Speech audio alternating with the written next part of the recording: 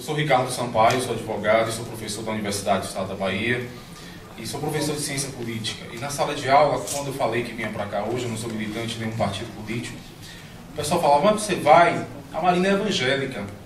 Diante de toda essa discussão que está tendo hoje, e há cerca de 1 ano, 2 anos atrás, o CNJ promoveu até em Brasília uma discussão sobre o Estado laico e a justiça.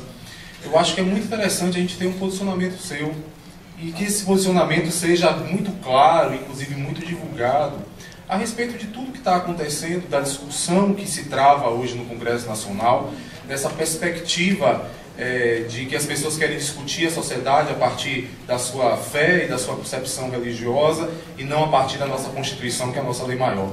Eu queria que você se posicionasse a esse respeito. Bem, eu achei interessante o que você disse, né?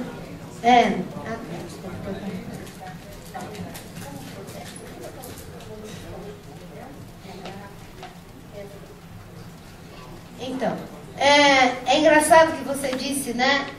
Que alguém falou, você vai para esse encontro, mas a Marina é evangélica, né? E às vezes a gente quer combater um preconceito com o outro, não é? E eu acho assim que a bênção, todo mundo sabe que eu sou uma pessoa de fé, eu era católica, praticante, quase fui freira, hoje eu sou evangélica da Assembleia de Deus, né? Mas eu acho que a grande bênção e conquista do nosso país é ter o Estado laico mesmo. O Estado laico não pode ser confundido com o Estado ateu. Estado laico é para defender o direito de quem crê e de quem não crê. E a construção de laicidade do Estado é uma construção da Reforma Protestante. É uma pena que as pessoas tenham esquecido disso. Foi a Reforma Protestante que introduziu a ideia de Estado laico, até porque havia, sim, não é, uma igreja oficial, não é, que se colocava miscuída com o Estado, e essa foi uma grande contribuição da Reforma Protestante. E nós conseguimos, na Constituição de 88, deixar muito claro de que o Brasil é um Estado laico, de que o Brasil não tem uma religião oficial. E isso é bom para quem crê e para quem não crê, para assegurar o direito e a liberdade tanto dos que creem quanto dos que não creem. E, para mim, não é, a melhor coisa é termos, de fato, esse Estado laico. Não é? Eu sou cristã evangélica, sempre tive uma atuação na política e, quando não era evangélica, era católica. Não é? E, como católica, também sempre tive uma atuação na política. Não é? Nunca sofri preconceito por ser católica, mas sofri já bastante preconceito por ser evangélica. Agora, eu acho que o que a gente deve criticar nos equívocos não é pelo fato da pessoa ter uma religião ou não ter a religião. Se porventura alguém me disser que o Caiado é católico, eu não vou criticá-lo nos seus equívocos políticos, dizendo que ele é assim porque ele é católico.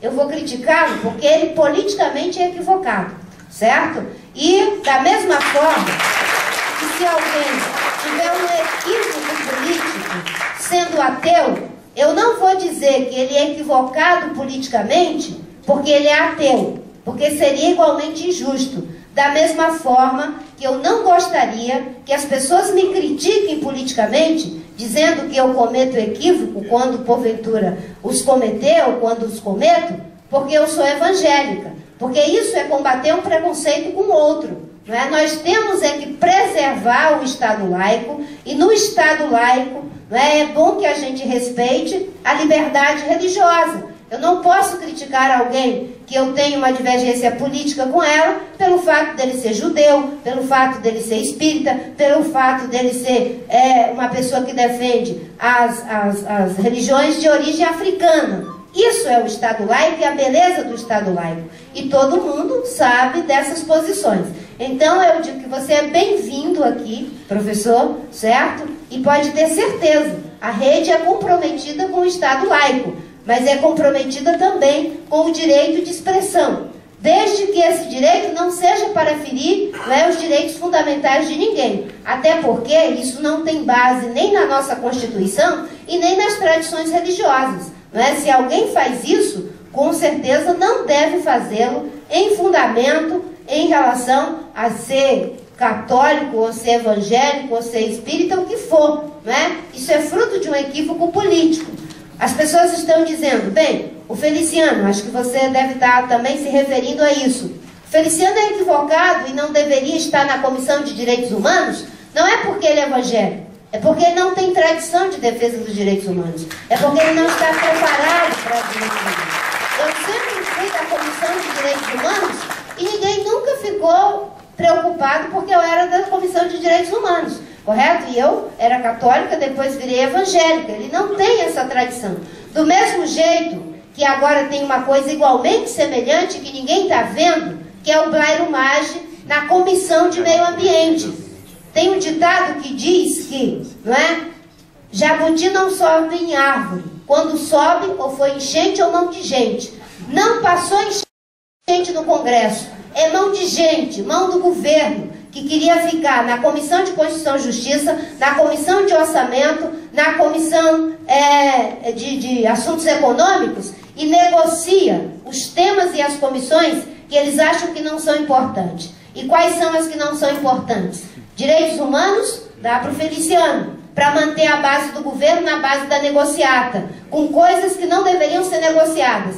Meio ambiente, dá para o Blairo Maggi, para negociar coisas que não deveriam ser negociadas. Agora, o mesmo peso e a mesma medida que eu estou usando com o Feliciano, eu vou usar agora com o Blairo Maggi. O Blairo não deve ser criticado, não é porque ele é empresário do agronegócio, porque ele poderia ser empresário do agronegócio, estar na Comissão de Meio Ambiente, e se ele fosse comprometido com a sustentabilidade, não tivesse defendido o Código Florestal que anistiou os matadores, ele poderia estar lá do mesmo jeito.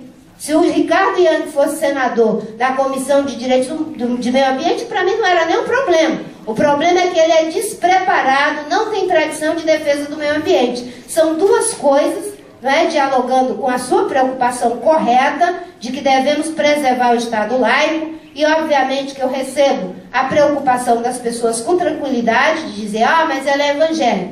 Né? Eu já ouvi num debate, né, quando eu disse que era evangélica, uma pessoa interviu, olhando para mim, dizia, eu achava a senhora tão inteligente e agora eu soube que a senhora é evangélica.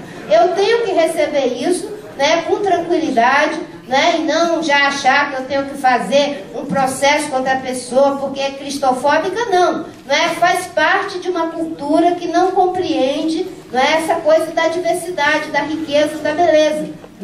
E, obviamente, que no Brasil a gente tem essa beleza de sermos capazes de atravessar e ser atravessado pela diferença social, pela diferença cultural, tem uma tradição longuíssima de relação com todos os segmentos, e para mim uma grande aprendizagem, que se une é a do Caetano Veloso.